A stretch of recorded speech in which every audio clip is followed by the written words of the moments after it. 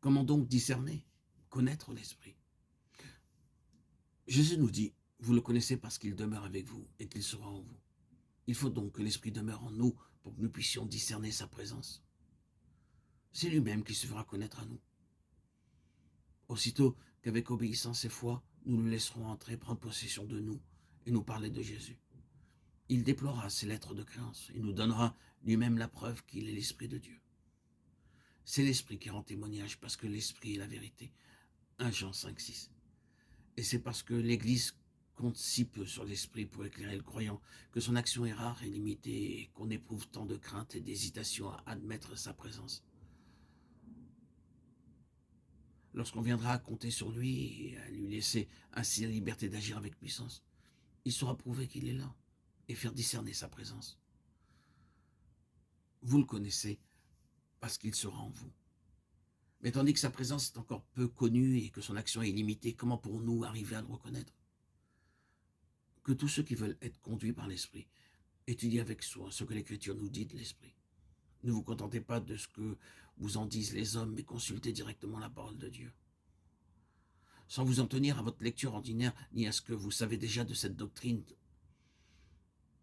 enquérez-vous des Écritures avec une soif avide de boire à l'entrée cette eau vive. Réunissez tout ce que la parole vous dit de l'Esprit, de sa présence et de son œuvre en l'homme, et serrez-le dans votre cœur.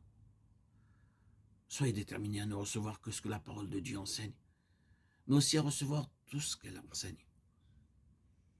Poursuivez cette étude en demandant la lumière de l'Esprit, car si vous ne la faites qu'à l'aide de votre sagesse humaine, elle ne fera que confirmer vos vues erronées.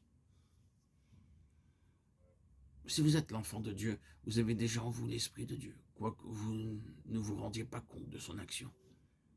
Demandez au Père d'agir en vous par son moyen, de faire de sa parole vie et lumière pour vous. Si avec humilité et foi vous vous attendez de Dieu la lumière, ouvrant votre cœur à ce qu'enseigne la parole, cette promesse ne tardera pas à s'accomplir pour vous aussi. Ils seront tous enseignés de Dieu. Jean 6, 45. Nous avons déjà dit que la lumière devait nous venir, non de nous-mêmes, mais d'ailleurs. Ayez donc soin, pour cette étude, de renoncer à toute opinion préconçue. Demandez à Dieu de vous dire ce qu'il pense, lui, de son esprit, et soyez certain qu'il le fera. Et à quoi l'Écriture nous fera-t-elle reconnaître la présence de l'Esprit? Elle nous la fera voir au changement qu'opère l'Esprit, soit dans la vie extérieure, soit dans la disposition intérieure de ceux en qui il vient habiter. Jésus nous le dit, vous le connaissez parce qu'il demeure avec vous et qu'il sera en vous. C'est lui-même qui se fera connaître à nous. Aussitôt qu'avec obéissance et foi, nous le laisserons entrer, prendre possession de nous et nous parler de Jésus.